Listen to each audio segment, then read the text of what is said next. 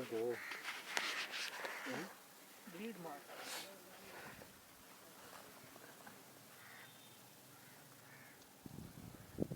ये जी हमारे भाई अमानुल्लाह साहब इसको सोल्व कर रहे हैं। बहुत ही अच्छा काम करते हैं ये, बहुत ही बेहतर काम करते हैं। अब देखो जी मुकम्मल जोड़ को सोल्व करेंगे। उसके बाद जो स्ट्रक्चर लगी हुई है, स्ट्रक्चर भी आपको दिखाता हूँ।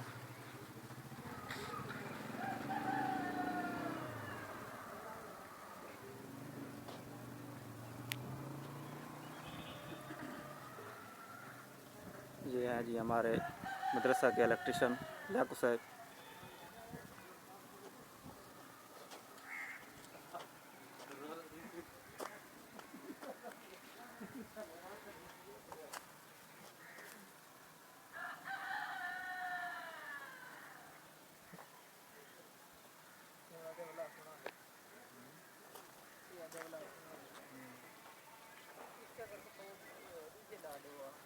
ये 200 वाट की 8 प्लेटें लगी हुई हैं और 8 यहाँ पे लगी हुई हैं।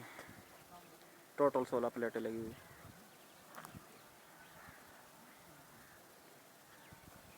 पक्की शामरदान जामिया सईदा खतीजतुल कुबरा मदरसा की लगी हैं।